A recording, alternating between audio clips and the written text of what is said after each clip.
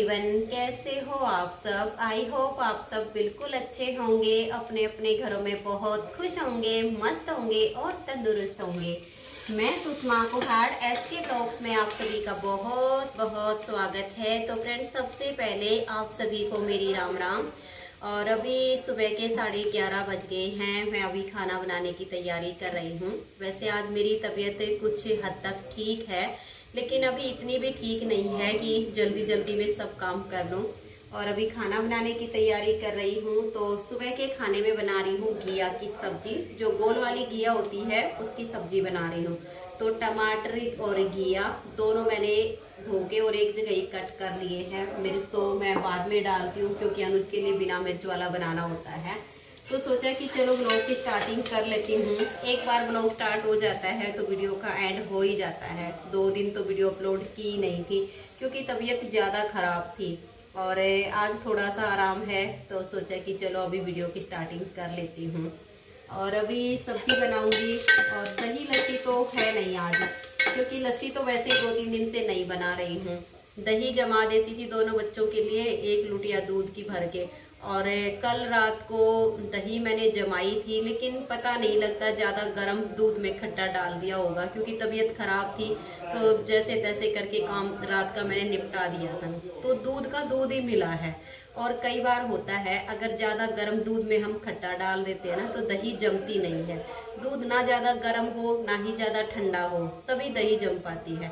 तो शायद कल ज़्यादा गर्म दूध में खट्टा डाल दिया था, इसलिए ये देखिए मैंने ये लुटिया भर के दही की जमाई थी और दूध का दूध ही रखा, इसकी दही नहीं जमी है।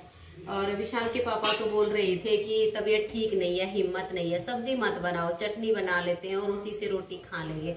फिर मैंने सोचा कि दही भी नहीं है और बच्चों का भी पेट ढंग से नहीं भरेगा, बड़े मुश्किल से बीमार होके थोड़े से ठीक हुए हैं। तो सब्जी रोटी खा के थोड़ा ढंग से पेट भर जाता है ना, तो थोड़ी सी शरीर में जान भी आएगी। और अगर खाना ही ढंग का नहीं खाएंगे तो फिर तो हिम्मत कहाँ से आएगी। तो मैंने सोचा कि चलो सब्जियां तो काफ़ी सारी आई रखी हैं, तो कुछ ना कुछ बना देती हूँ। तो फिर मैंने घिया की सब्जी बनाने की सोची कि घिया की सब्जी जल्दी बन जाएगी। पेठा भी रखा था, कुछ और सब्जियां भी रखी थी जिनमें ज़्यादा टाइम लगता। तो इतनी देर है ना, खड़ा नहीं हो जाता है, पैरों से चक्कर आने लग जाते हैं। अभी भी सब्जी काट के और मैं यहाँ तक आई तो इतना एकदम से चक्कर आ गया, बड़ी मुश्किल से स्लेब का इशारा लेके खड़ी हुई। तो ये है कि थोड़ा थोड़ा करके बना लेती हूँ। घिया की सब्जी तो जल्दी तैयार हो जाती है, इसमें इतना टाइम नहीं लगता है। तो अभी सब्जी में छोंक लगा के और फिर आटा लगा लेती हूँ।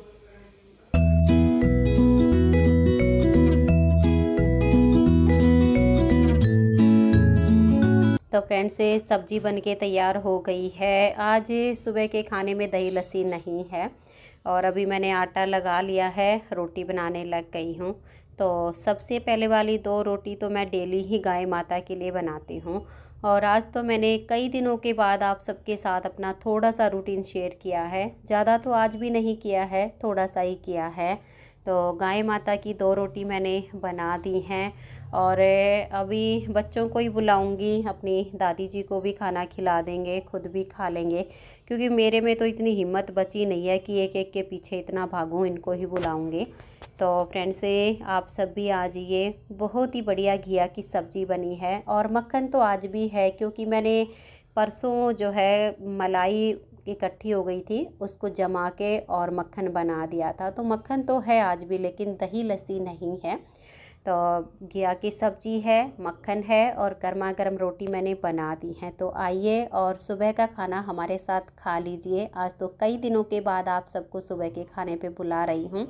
तो अभी सबको खाना बना के खिला देती हूँ और ब्लॉग को कंटिन्यू नहीं कर पाऊँगी, देखती हूँ जैसे ही टाइम मिलेगा या थोड़ी सी हिम्मत हो जाएगी तब आप सबके साथ बैठकर बात करूँगी।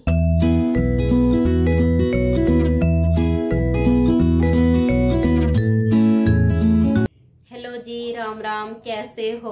और इस टाइम तो मैं भी काफ़ी अच्छा महसूस कर रही हूँ। अभी शाम के 7 बज गए हैं और खाना बनाने के बाद ब्लॉग को कंटिन्यू नहीं कर पाई थी, क्योंकि खाना बनाया तब तक तो इतनी थकान हो गई थी कि आगे का काम करना भी मुश्किल हो गया था। बस खाना खाने के बाद मैंने गैस साफ़ की, स्लेब साफ़ किया, बर्तन सारे ऐसे ही छोड़ दिए थे कि पहले थोड़ा सा रेस्ट करूँगी, फिर उठ के बर्तन साफ़ करूँगी। तो फिर मैंने लगभग 4 बजे जाके बर्तन साफ़ किए थे। और अब सोचा कि चलो ये कपड़े हैं इनकी तह लगा लेती हूँ, आप सबके साथ बैठकर थोड़ी सी देर बात कर लेती हूँ। तबीयत भी ठीक है, मन भी थोड़ा सा खुश है। और कपड़े मैंने 5 तारीख को सुबह 6:45 बजे मशीन लगाई थी और कपड़े धुल गए थे 9:30 पौने 10 बजे तक सारे। लगभग 10-11 दिन में मशीन लगाई थी मैंने। और उस दिन भी हिम्मत नहीं थी, लेकिन सारे ही कपड़े मैले हो चुके थे। तो फिर विशाल के पापा जी कहने लगे कि कुछ मैं हेल्प कर दूंगा, कुछ तुम करो, हो जाएगा। तो मैंने कपड़े धो के ड्राई करके उनको दे दिए। सारे कपड़े उन्होंने ही सुखाए थे। फिर कपड़े सूख गए तो फिर सारे कपड़े उतार के और उन्होंने चेयर पे डाल दिए थे। और मैंने तो जैसे सुबह का खाना वाना तैयार किया, उस टाइम तक मेरे सिर में बहुत ज़्यादा दर्द हो गया था। तो फिर मैं ये कपड़े देख ही नहीं पाई, हिम्मत ही नहीं हुई कि मैं इनकी तरफ देखूं भी। आज थोड़ा सा मन खुश है तो सोचा कि चलो जितने तय लगाने वाले हैं कम से कम उनकी तय तो लगा ही देती हूँ। प्रेस करने का काम तो इतना ज़्यादा है कि एक दिन में तो होगा भी नहीं, और आज नहीं करूँगी। बड़ी मुश्किल से आज आराम आया है, आंखों पे और ज़्यादा जोर पड़ेगा सारा काम करने में, तो फिर कहीं सिर दर्द ना हो जाए। और अभी इनके जो प्रेस करने वाले हैं ना, उनके जोड़े बना के रख दूंगी। तो कुछ कपड़े तो मैं कल प्रेस कर दूंगी, कुछ परसों कर दूंगी, 2 दिन में 3 दिन में धीरे धीरे करके हो जाएंगे। ये भी है, जब तक ये वाले मेरे से निपटेंगे ना तब तक इतने ही मशीन में और ढेर लग जाएगा। कल मैंने बेडशीट वगैरह उतार दी थी बच्चों वाले रूम की, बीच वाले रूम की बची हैं, उनकी भी उतारूंगी। जिस दिन मशीन लगाऊंगी अब तो उसी दिन उतारूंगी। लेकिन बच्चों के रूम की ना कुछ ज़्यादा ही मैली लग रही थी, तो मैंने कहा कि धुलेंगी तब धुल जाएंगी, कोई बात नहीं, तुम दूसरी बिछाओ और इनको हटा दो। तो मशीन में अभी भी काफ़ी सारे कपड़े इकट्ठे हो गए हैं, लेकिन अभी नहीं धोऊंगी, 1-2 दिन बाद ही धोऊंगी, तब तक बिल्कुल ठीक हो जाऊंगे। और सच में अब की बार तो बीमारी ने ऐसा हिला के रख दिया है, ऐसा लग रहा है जैसे कोई नया सा जन्म हुआ है। 3-4 दिन तक सिर का दर्द गया ही नहीं। तब तो ऐसा लग रहा था कि जैसे बिल्कुल जान ही निकल गई है। और आंखें भी इतनी सूज गई थी, है तो अभी भी सूजन, लेकिन अभी इतनी नहीं है, धीरे धीरे करके अब तो ये खत्म हो जाएगी, कुछ ज़्यादा नहीं है।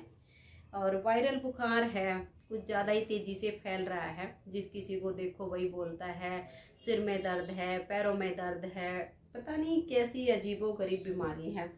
और मार्च में तो मैं कम ही बीमार होती थी, सही बताऊं, मैं होती थी ज़्यादातर मई जून में।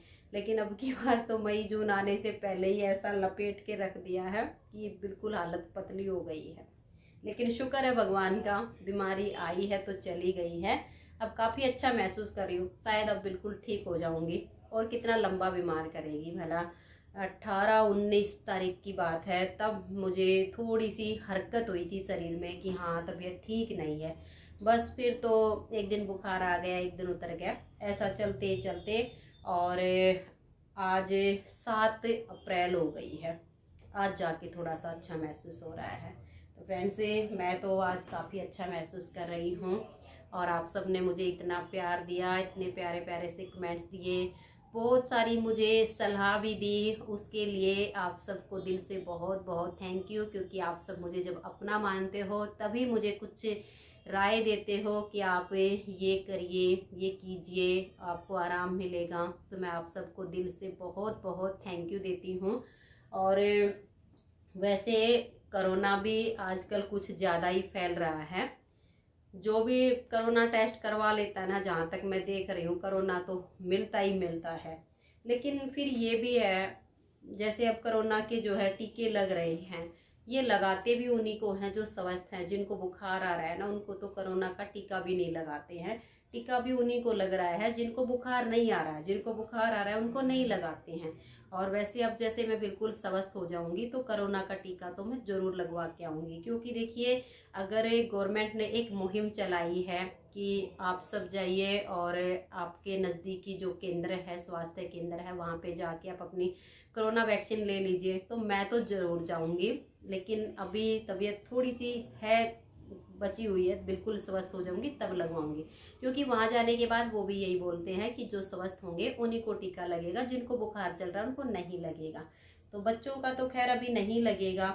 अभी तो मैंने सुना है कि 40-50 साल की एज से जो ऊपर है ना, पहले उन्हीं को लग रहा है। तो पहले तो हम बड़े ही लगवाएंगे, बच्चों का जब टाइम आएगा तो बच्चों को भी जरूर लगवाऊंगे। और आप सब भी, अगर आप सबके आसपास अभी कोरोना वैक्सीन लगाने वाले आ रहे हैं तो बेफिक्र होके इसको जरूर लगवाइएगा, क्योंकि ये हम सब के लिए बहुत ही जरूरी है। हम सबको ये जरूर लगवानी पड़ेगी, नहीं तो इस बीमारी का जो है ना एक खौफ बना रहेगा और इसी के साए में हम जीते रहेंगे कि कहीं कोरोना ना हो जाए, कहीं कोरोना ना हो जाए। कम से कम अंदर से एक डर तो निकलेगा कि हाँ, हमने तो कोरोना की जो वैक्सीन है उसकी 2 इंजेक्शन लगने हैं, दोनों हमने लगवा लिए हैं, तो एक अंदर से ना भय निकल जाएगा। और मेरी भाभी ने तो 1 इंजेक्शन लगवा लिया है, कल लगा था, कल या परसों, मतलब लगवा लिया है एक, उन्होंने कल लगवाया था परसों, लेकिन मैं दर्द में बिल्कुल उलझी हुई थी। उन्होंने मुझे बताया था कि मैं टीका लगवाने के लिए जा रही हूँ, लगवाऊँ कि नहीं लगवाऊँ। तो मैंने कहा था भाभी आप बेफिक्र होके जाओ और लगवा के आओ, जरूरी है ये लगवाना। तो भाभी ने लगवा लिया है, जबकि माँ ने अभी नहीं लगवाया है। माँ भी बोल रही थी कि मैं लगवा के आऊँगी और मैं भी लगवाऊंगी जैसे ही मैं थोड़ी सी स्वस्थ हो जाऊंगी। तो पास में स्वास्थ्य केंद्र है, वहाँ पे जाके मैं भी इंजेक्शन लगवा के आऊँगी। तो बहनों, आप भी बेफिक्र होके जरूर लगवा लेना, इससे कुछ भी नहीं होता है, ये हमारे स्वास्थ्य के लिए बहुत ज़रूरी है। तो अभी लगा लेती हूँ कपड़ों की तह, जितने प्रेस करने वाले हैं उनके जोड़े बना के रख देती हूँ। और आज मैं काफ़ी अच्छा महसूस कर रही हूँ। तो मिलते हैं एक नए जोश और एक नई वीडियो के साथ। तब तक के लिए आप सभी को मेरा प्यार भरा नमस्कार। राधा स्वामी, राधे राधे, जय श्री राधे, बाय बाय।